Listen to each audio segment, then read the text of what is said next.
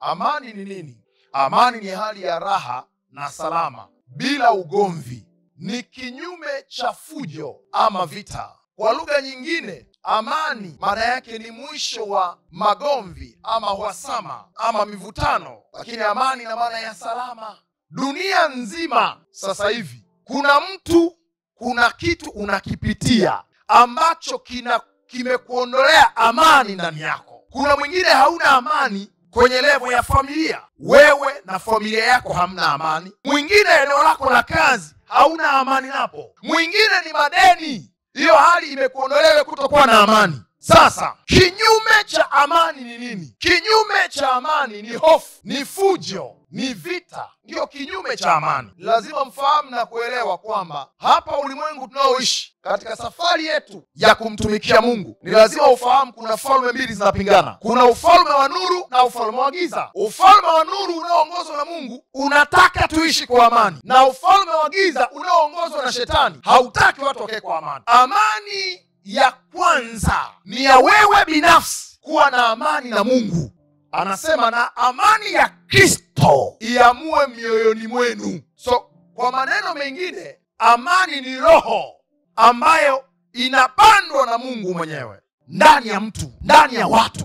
Mwingine kwa sababu hauna ile amani ya Mungu, mpaka mwingine unaamua kusema mimi bora nikanywe pombe ili nipate amani. Namba 2 ni amani na watu wengine. Apostle Paul anawaambia kanisa la Efeso, anawaambia kitendo cha yeye kufa Yesu akawapatanisha watu wote wawili na Mungu katika mwili mmoja kwa njia ya msalaba, akiisha kuufisha ule uadui kwa huo msalaba. So kitendo cha Yesu kufa, alikufa ili watu wawe na mapatano wao kwa wao, wawe na amani wao kwa wao. As I'm talking to you now, hauongei na ndugu yako, hauna amani na baba yako mzazi, hauna amani na mfanyakazi mwenzio ofisini. So kitendo cha Yesu kufa kilitupatanisha kwa njia ya mauti. So ilibidi afe ili watu wapatane. Hauwezi kuendelea kuishi hivyo unavyoishi kwa kuwa na uchungu na wenzio, uhasama na watu. Mwingine una uhasama na mtu uliyezaa naye, alikuzalisha, ni kweli ya kukuoa, ndani yako ukaweka uhasama, ndio maana mpaka leo utaki hata mtoto wake amuone.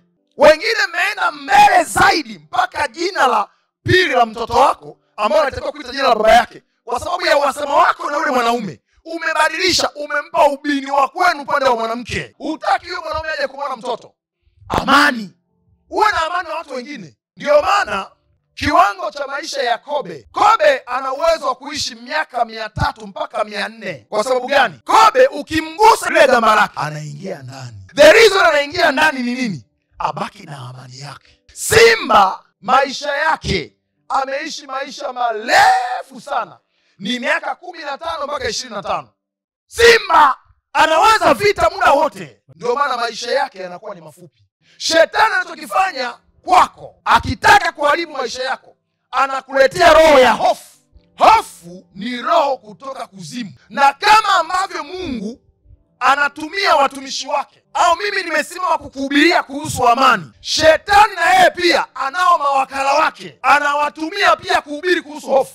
Kwa hofu ni roho kamili, na ndio maana umesikia Mtume Paulo anaongea kwenye kitabu cha Timotheo hapa, anasema Mungu hakutuumba na roho ya hofu, bali roho ya ujasiri. Ukishamcha Mungu ukawa na amani naye, ujasiri unakaa ndani yako. Ukishakuwa na amani na watu wengine, ujasiri unakaa ndani yako. Sasa shetani na yeye ana watu wake, mawakala wake, ku advocate hofu. Anachochea hofu kwa mtu, watu, jamii, mpaka taifa. Na wewe vile vitu unavyoviangalia unaona ni kawaida, kumbe ni roho kutoka kuzimu. Shetani ameitoa kuingia ndani yako, uanze kuogopa. Mitandao ya kijamii si mibaya, ni mizuri, ila unaitumiaje?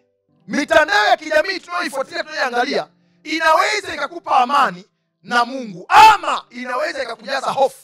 Kuna watu wamesimama purposely kwa ajili ya kuingiza hofu kwako.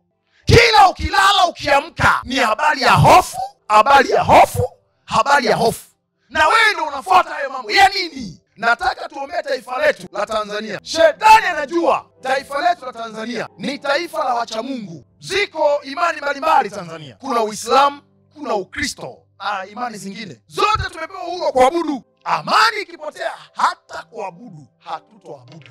Hutoenda kanisani wewe, hutoenda msikitini kuswali, hutokwenda amani ikipotea. Waislamu wenzetu mara nyingi wanaswali mara 5 kwa siku, na siku yao kubwa wanafanya Ijumaa. Wakristo sisi na wataratibu wetu. Yesu amesema kwenye Mathayo 26, anasema je, mkweza ukesha hata kwa saa moja, at least kwa saa moja tuombe. Ila kusanyiko letu tunakusanyana siku ya Jumapili. Ukipoteza amani, hayo maeneo hutokanyaga. Maandiko yanasema Zaburi 127 mstari wa kwanza, anasema Bwana asipoulinda mji, waulindao wafanya nini? Wakesha bure. Na Bwana asipoujenga mji, wajengao wanafanya nini? Wanafanya kazi bure. Sasa na nani hapa maagizo haya yametupa? Tumepewa sisi. Tupaze sauti zetu kwa Mungu. Yeye Mungu akalinde mji wetu. Oh yes. Yeye Mungu akalinde taifa letu. Oh yes. Kwa njia gani? Amani.